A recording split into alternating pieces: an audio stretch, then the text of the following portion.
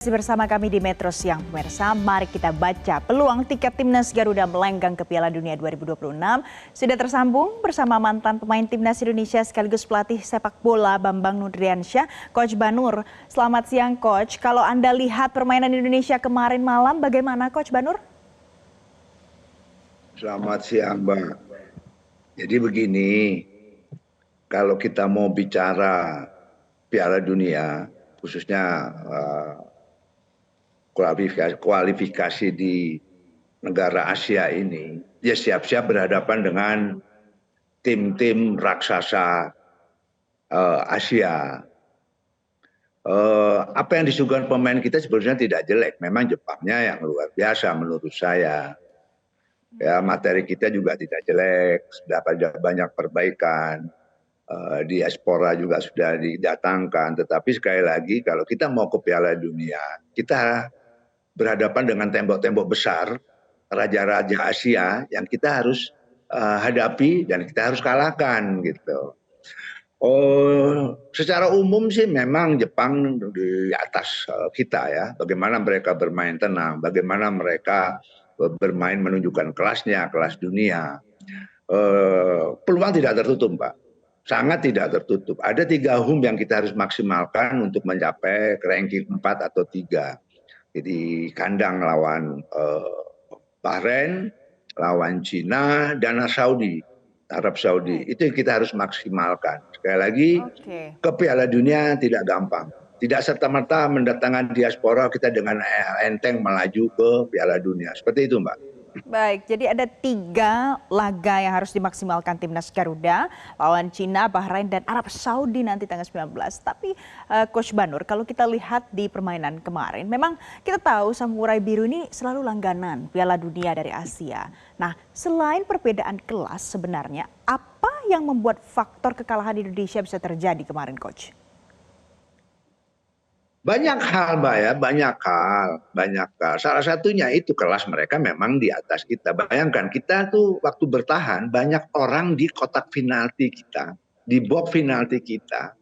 Itu mereka bisa menembus kerumunan pemain-pemain kita yang begitu banyak di kotak penalti. Mereka melakukan kombinasi yang tenang dan menghasilkan gol. Ini tidak mudah, tidak gampang dilakukan oleh seorang pemain yang kelas-kelasnya standar saja, karena mereka memang standarnya dunia. Jadi menurut saya banyak harus dilakukan pembenahan menyikapi pertandingan ke depan nantinya oleh tim pelatih Sintayong ini. Kita harus tahu juga ini pemain diaspora banyak. Mereka rata-rata dari Eropa, tetapi jangan lupa mereka muda-muda juga di situ dibanding dengan anak-anak Jepang yang relatif pemainnya lebih senior dan matang di liga internasional di Eropa sana, Mbak. Dan sekali lagi tim ini juga Jepang sudah padu.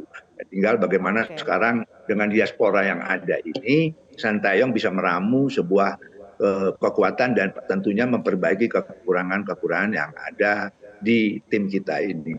Baik, Coach Banur, berarti pemain Jepang ini bukan kaleng-kaleng ya, tapi kalau kita bercermin pada diri melihat timnas Garuda, kalau dari rating pemain Indonesia pada saat menghadapi Jepang kemarin, menurut Anda sektor mana yang harus diperbaiki, ditingkatkan lagi? Saya pikir semua sektor, Mbak ya. Sekali lagi ini mau ke Piala Dunia, Mbak. Jadi nggak bisa satu sektor per sektor. Sepak bola adalah pemain kolektif. Dari lini ke lini, dari sektor ke sektor itu harus diperbaiki dan harus solid. Sekali saya selalu bilang, kalau mau menuju Piala Dunia, kita harus berhadapan dengan tembok-tembok besar. Ya, ada Korea nanti, Jepang mungkin, ya kan, bahkan tim-tim yang lain, Australia juga. Dan itu bukan pekerjaan mudah, walaupun kita mendatangkan diaspora gitu. Ini harus dibenahi semuanya, diperbaiki semuanya dengan pemain yang ada ini gitu. Jadi menurut saya sekali lagi bukan perjalanan mudah, tetapi saya tetap optimis bahwa ada pertandingan home di Senayan dengan Bahrain, Arab Saudi dan Cina. Kita maksimalkan di situ, insya Allah kita akan melangkah lebih bagus. Tetapi ya saya selalu ingatkan, kita ini kan terlalu berharap banyak, ekspektasi kita terlalu tinggi terhadap naturalisasi atau diaspora. Kita lupa bahwa yang dihadapi ini nanti semakin ke depan sana, semakin tim-tim yang mempunyai sejarah Piala Dunia. Ya, contoh ya di depan kita Jepang kemarin gitu. Jadi bukan pekerjaan mudah, tetapi sekali lagi saya ingatkan bahwa kita masih punya peluang, Mbak, untuk melangkah ke babak selanjutnya. Baik, kita masih punya peluang untuk melangkah ke babak selanjutnya, tapi ada evaluasi yang perlu segera untuk dilakukan. Nah, Coach, kalau mau evaluasi berarti kan harus belajar dengan apa yang sudah pernah terjadi sebelumnya. Saya ingat saat Anda membela timnas Indonesia dulu, pernah melawan Jepang, Indonesia menang pada saat itu 2-0 tahun 1981 kalau dari catatan. Nah, ini kalau kita bandingkan dengan laga kemarin malam, apa perbedaannya dan apa catatan pelajaran yang bisa diperoleh, Coach? Mbak, saya kalau bicara zaman dulu nggak bisa, Mbak, karena zaman dulu Jepang tidak semaju sekarang, gitu loh. Bukan saya tidak bangga dengan yang tim yang lalu, tetap bangga, tetapi tidak relevan saya bicara saat sekarang tim Jepang yang sekarang dengan tim Jepang yang dulu, ya. Jadi menurut saya yang dibenahi adalah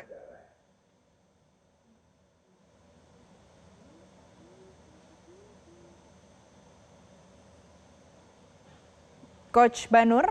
kumpulnya sebentar ya. Jadi yang perlu dibenahi sebenarnya chemistry pemain kita ini kan kurang karena kumpulnya kan mendadak nih, ada 3 hari, seminggu gitu loh.